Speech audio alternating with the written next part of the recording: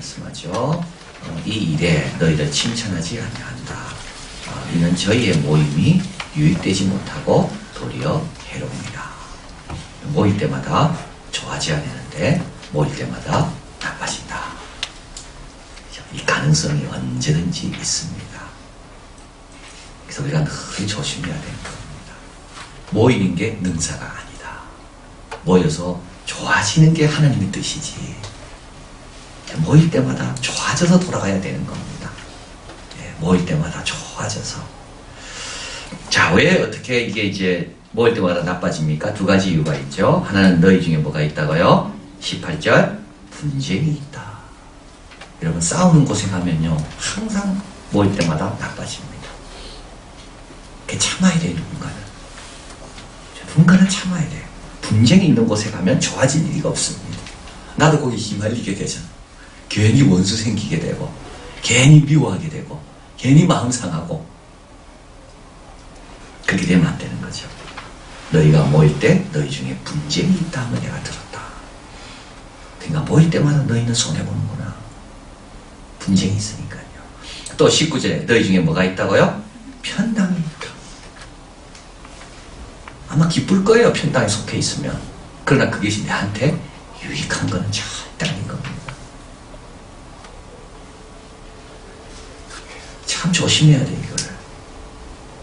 너희 중에 편당이 있어야 너희 중에 옳다 인정함을 받는 자들이 나타나게 되다. 이 말은 뭐냐 하면 할 수 없다 이런 뜻입니다. 어떤 사람은 살다 보면 친한 사람끼리 모이게 돼 있고 이렇게 살다 보면 비슷한 사람끼리 모이게 돼 있고 이거는 자꾸 변명하는 거죠. 근데 뭐라고요? 이런 사람은 모일 때마다 해롭다는 거예요. 참된 종교심이 있는 사람은 어떻다고요? 편당이 없습니다. 예수님께서 오늘 성찬식을 통해서 보여주는 게 뭐죠? 다 내 몸을 다 모두를 위해 나누셨다는 거. 그러니까 예수님의 죽으심과 예수님의 십자가와 예수님의 만찬에 참여하면서 편당이 있다? 정말 신앙생활 잘못하는 거. 조심해야 돼요 우리가. 자꾸 변명한다니까요. 변명거리는 수도 없이 많습니다. 너는 왜 그 사람하고만 친한데? 변명거리가 있죠. 근데 그건 변화돼야 되는데 우리가 변화받아야 될 부분입니다. 그거를 갖고 살 게 아닙니다. 가룟 유다의 문제는 뭡니까? 가룟 유다는 변화를 받지 못했다는 거 아니에요. 그래서 우리가 신앙생활 하면서 늘 기해야 될 것은 우리 모두가 내가 변화가 있는가를 늘 바라봐야 돼요. 변화 없이 말씀 듣고 변화 없이 찬송하고 변화 없이 기도하고 그리고 어떻게 됩니까? 가룟 유다처럼 되는 거예요. 처음에는 있을 수 있어요. 이런 게 모르니까. 그러나 십자가의 은혜, 예수님의 그런 성품, 교회의 본질 이런 걸 자꾸 알아갈수록 어떻게 됩니까? 원을 크게 그려야 된다니까요. 원을. 자꾸 원을 작게 그려놔. 근데 그게 변하지 않아. 원이. 이게 문제예요. 이게. 이 원은 어떻게 됩니까? 자꾸 커져야 되는 거예요. 원이. 이게 성숙이고 이게 신앙의 연륜이라는 거예요. 신앙생활을 횟수는 늘어가는데 내 원이 작아집니까? 안 그러면 원은 똑같습니까? 일어나라 돼 있잖아. 오늘 찬송. 주위에 일어나라. 여러분 그거 깨뜨려도 아무 이상 없습니다. 그 원 깨뜨리고 원 더 크게 그려도 아무 이상 없다. 근데 우리는 못 일어나고 두려워가지고 그 원 속에만 있어야지 내가 안전하고 이 원에 있는 사람들만이 나를 위해 주는 것 같고 아주 이거는 신앙생활 잘못다. 모일 때마다 어떻게 해요? 유익이 아니라 원이 커져야 됩니다. 우리 모두의 원들이 자꾸 커져야 됩니다. 이게 성숙이고 변하는 거죠. 20절 그런즉 너희가 함께 모여 주의 만찬을 먹을 수가 없습니다. 왜냐하면 주의 만찬이 뭔데요? 이렇게 편당이 있고 분쟁이 있습니다. 그래서 각자 먹고 옵니다. 어떤 이들은 시작하고 어떤 이들은 취합니다. 그리고 나서 주의 만찬 하겠다고 떡 오는 거예요. 분쟁이 있으니까 같이 안 먹겠죠. 편당이 있으니까 같이 안 먹겠죠. 그리고 나서 주의 만찬 하겠다고 딱 오는 거예요. 주의 만찬은 뭐죠? 이 주님의 만찬이죠. 주님이 주인이십니다. 주님의 만찬 가운데 제일 중요한 건 누가 계셔야 됩니까? 주님이 계셔야 됩니다. 그 다음에는요, 주님의 권위 안에 먹는 겁니다. 그 다음에는요, 주님의 죽으심을 기억하고 먹는 식사 성찬입니다. 그래서 주의 만찬은 주님의 임재 가운데 먹는 거고, 주님의 권위 아래 먹는 거고, 주님의 죽으심을 기억하며 먹는 겁니다. 그런데 벌써 오기 전부터 편당이 딱 있고, 오기 전에 벌써 분쟁하고 있고, 그러면 먹고 나서는요, 그 다음에 뭐 바뀌어야죠. 근데 또 여전히 똥이래. 자, 주의 만찬이란 주의 죽으심으로 베푸드신 겁니다. 내가 너에게 전한 것은 주께 받은 것이니 주께서 잡히시던 밤에 떡을 가져서 축사하시고 떼어 가라사대 이것은 너희를 위하는 내 몸이니 이것을 행하여 나를 기념하라 하시고. 자, 이 구절이 성경에 기록된 최초의 예수님의 말씀입니다. 최초의 예수님의 말씀은 마태복음에 있는 게 아닙니다. 마태복음보다 훨씬 뒤, 누가복음보다 훨씬 이 고린도전서보다 뒤에 적거든요. 그러니까 주님의 말씀이다라고 예수님께서 직접 말씀한 걸 그대로 받아 적은 최초의 기록이 바로 고린도전서 11장에 있습니다. 그래서 최초이기 때문에 제일 오래된 말씀입니다. 나머지는 이제 마가가 그 뒤에 적고 다 정리해서 적은 말씀이 거의 다 있지만 순서로 따지면 이게 최초의 말씀입니다. 자, 그래서 만찬에 대해서 주님께서 이거는 내 몸이다. 이것을 행하여 나를 기념하라. 너희를 위하여 주는 내 몸이다. 주님께서 이렇게 희생한 것이다. 여기 있는 성도 한 명 한 명은 다 누구라고요? 주님께서 몸을 들여 희생의 열매로 여기 있는 분들이다. 자, 그렇게 바라보라는 거예요. 그렇게. 내 편이고 네 편이고 그렇게 바라보지 말고, 야, 주님께서 저 영혼을 위해서도 몸을 다 희생하셨구나. 다 나눠주셨구나. 25절 읽어봅니다. 식후에 또 이와 같이 잔을 가져서 가라사대 이 잔은 내 피로 세운 새 언약이니 이것을 행하여 마실 때마다 나를 기념하라 하셨어요. 새 언약 안에 다 들어와 있는 겁니다. 옛 언약은 율법이죠. 새 언약은 은혜고 주님의 보혈. 우리가 모두가 다 새 언약에 들어와 있는 사람들. 새로운 약속 때문에 우리가 여기 있는 사람들.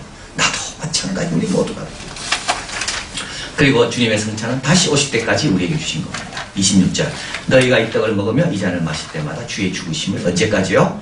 오실 때까지 전하는 것이다. 자, 그래서 12제자에게 허락된 것이었습니다. 성만찬은. 그러다가 엠마오로 가던 두 제자 그 집에 가서 떡을 떼시고 축사하실 때 그들의 눈이 밝아졌습니다. 그 다음에는요, 이 귀한 성찬에 주의 만찬을 우리 모두 성도들에게 허락한 겁니다. 왜요? 변화받으라고. 이 만찬을 통하여 옆에 있는 형제가 누군지를 깨닫고 나의 이 파당을 가지려는 이런 마음들, 이런 분쟁하려는 이런 마음들, 이런 마음들을 다 주님 앞에 회개하고 내려놓으라는 겁니다. 27절 그러므로 누구든지 이 떡이나 이 잔을 합당치 않고 먹고 마시는 자는 주의 몸과 피를 범하는 죄가 있다. 주의 몸은 뭡니까? 교회입니다. 합당치 않게 먹고 마시는 자는 주의 몸, 주의 피는 뭐죠? 주님께 또 피 흘리게 하는 거예요. 주님께서 또 피 흘리기 하는 거예요. 왜냐하면 저 사람들이 피 흘렸다는 걸 모르니까.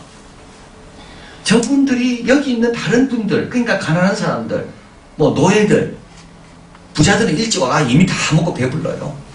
그리고 성찬식에 참석할 때 딱 와 있어. 가난한 사람들은요, 이제 막 일터에서 막 쫓아와서 배 너무 고파. 근데 여기는 뭐 와인 먹고 이랬는지 뭐 냄새도 나고. 근데 이제 성찬식에 참석하러 다 같이 와 있는 거예요. 주님께서 다 피 흘리셨는데 주의 성찬을 함부로 하면 주님께서 또 그들을 위해 피 흘려야 되는 것처럼. 그러니까 누가 제일 힘듭니까? 우리가 함부로 하면 우리 주님이 제일 힘든 거예요. 28절 사람이 자기를 살피고 그 후에야 이 떡을 먹고 이 잔을 마시지. 여기 살핀다는 말은 이게 죄가 있냐 없냐 이 뜻이 아니고요. 29절 그대로 나와 있어요. 자기를 살핀다는 게 뭔지요? 주의 몸을 분변치 못하고 주의 몸이 뭔지를 알고 먹으라는 겁니다. 주의 몸이 뭐죠? 교회인 거예요. 여기 와 있는 성도 한 사람 한 사람이 누군지를 제대로 알아야지 그게 주의 몸을 분별하는 거라고. 그리고 나서 성찬에 참여하는 거예요. 그러니까 여기서 말하는 자기를 살핀다는 말은 내가 어제 저녁에 뭐 했고 뭐 1년 동안 뭐 했고 이런 게 아닙니다. 사도 바울이 여기서 이야기하는 건 뭡니까?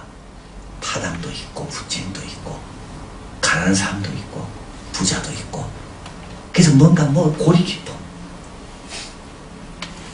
근데 그걸 그대로 내버려 두는 게 아니라 어떻게 해요? 주의 성찬에 참여하면서 또 새로워지고 또 새로워지고 변화받으면서 원이 점점 커지고 모두가 주님께서 희생한 자들이구나 이렇게 귀하게 여기는 마음을 새롭게 가지면서 참여하라는 말입니다. 자, 성찬식은 그래서 세 가지입니다. 그분의 죽으심을 기억하고 왜 죽었습니까? 여기 있는 영혼들을 위해 죽은 겁니다. 그 다음에 그분의 다시 오심을 기대하는 자예요.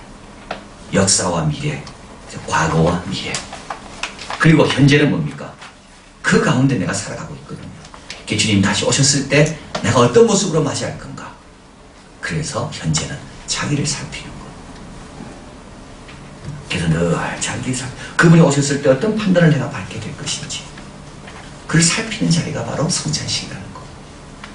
나를 위해, 이웃을 위해, 여기 있는 영혼들을 위해 주님께서 희생하셨구나. 이제 주님은 다시 오실 거구나. 그러기 위해서 내가 이 몸된 교회 안에서 이 식사의 자리, 이 공동체 생활을 내가 어떻게 할 건가? 그걸 새롭게 성찬은 그분이 누구인지를 보여줍니다. 몸을 내주신 분이죠. 나와 형제가 누구인지를 알려줍니다. 새 언약 안에 들어온 모두가 수혜자입니다. 교회가 어떤 곳인지를 말해줍니다. 그분의 몸입니다.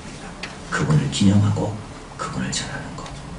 여기에 파당과 분쟁이 있으면 안 되는 거죠.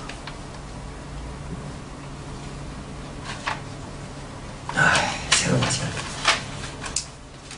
자, 그래서 이제 고린도 교회 이렇게 이야기한 다음에 이제 다시 고린도 교회로 돌아옵니다. 30절 같이 읽어봅니다.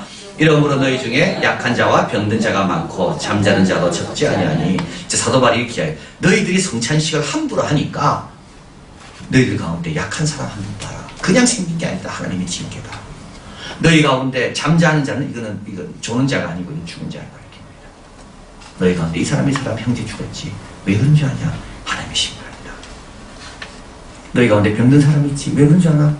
너희가 성찬식을 함부로 하고도 변화도 없이 기계적으로 반복적으로 참여하는 것에 대한 하나님의 징계다. 그래서 이야기하는 겁니다. 그러나 징계의 목적은 뭐라고요? 질서의 회복입니다. 자, 너무 중요한 내용이에요.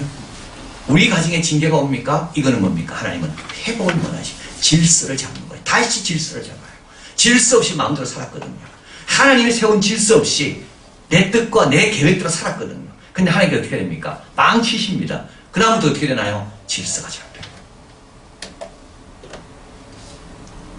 자, 그래서 31, 32절 우리가 이를 살폈으면 판단을 받지 아니하리요. 이 심판입니다. 우리가 심판받는 것은 주께서 징계를 받는 것이니 이는 우리도 세상과 함께 죄 정죄함을 받지 않게 하여 합니다. 이 말은 뭐죠? 세상은 정죄함 받지만 우리는 그걸 받지 않도록 하나님께서 미리 우리에게 판단하시고 심판하신다. 그래서 어떻게 하요? 회복하라고. 질서로 돌아오라고. 하나님이 원하시는 그 질서. 파당이 아닙니다. 분쟁이 아닙니다. 이 집은 살아계신 하나님의 집이에요. 진리의 기름과 따라 진리 따라 살아가는 겁니다. 내 기분 따라 사는 게 아닌 거예요. 예수님을 나를 본받기 위해 날마다 성장하고 변화하는 것이 이것입니다. 그래서 여러분 꼭 좀 기도할 때 저와 여러분이 자꾸 변화를 위해서 기도해야 되는 거예요. 뭘 달라고 우리는 기도하잖아요. 자꾸 뭘 좀 달라고 기도하는데 달라는 것 갖고는 절대 복 못 받습니다. 진짜 복은 뭡니까?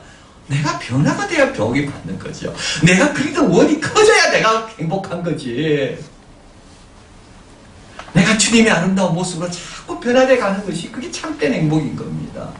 그래서 성찬식에 참여할 때마다 주님은 뭘 깨닫게 원하십니까? 형제를 바라보는 관점이 변화되고 교회가 어떤 곳인지 좀 변화되고 그리고 내가 하고 있는 나도 모르게 익숙해져 있거든요. 편당이라는 게 파당이 그냥 생겼겠습니까? 다 그게 우리 삶의 방식 중에 하나거든요. 근데 그런 것들이 주님 말씀 앞에, 주님의 희생 앞에서 자꾸 새롭게 비춰지고 발견하게 되고, 그래서 일어나서 그걸 깨뜨리는데, 거기서도 내가 벗어나는데 두려워하지 말고 주님의 다스림 받는 거죠. 주님의 다스림 받는 거죠. 그런 문제도, 그런 면도, 그러니까 주님의 다스림이라는 게 추상적인 게 아닙니다. 주님의 다스림 받는다는 게 뭡니까? 교회 안에 누구끼리끼리 뭐 하는 이런 것에 주님의 다스림을 받는 거예요. 이런 걸 깨뜨리는 거예요. 잘 모르는 분과도 식사를 하고,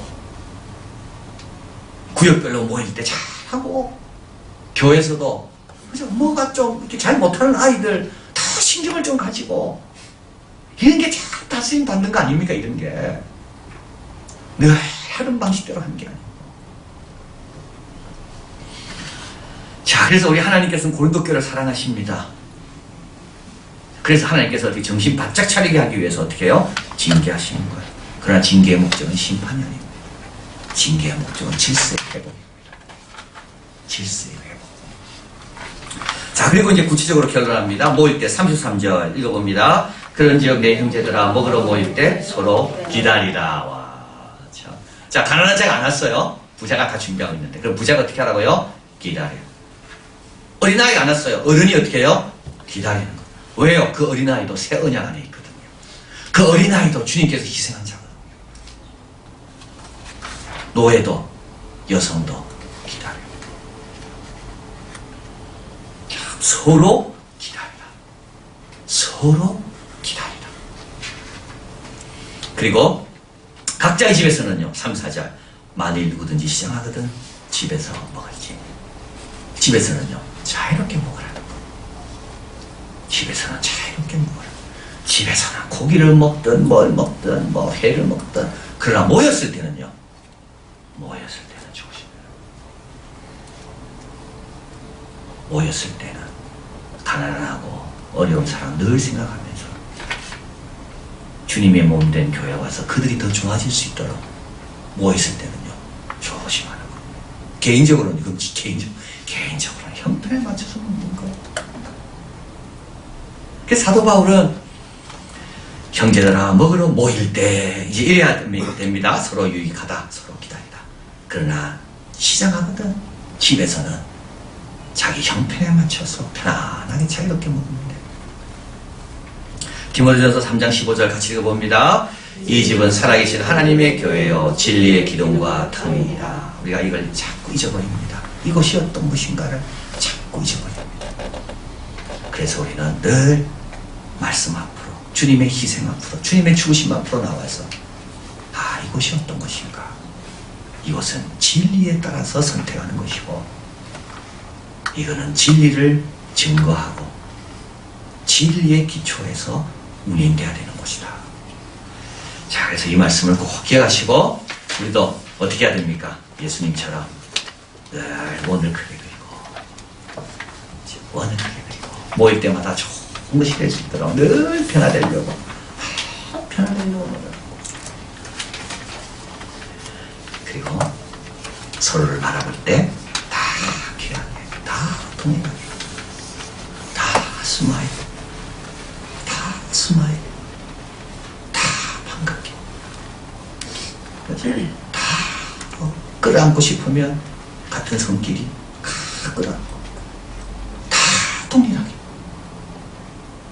이래야 모일 때마다 유익이 있다는 거. 기도하겠습니다.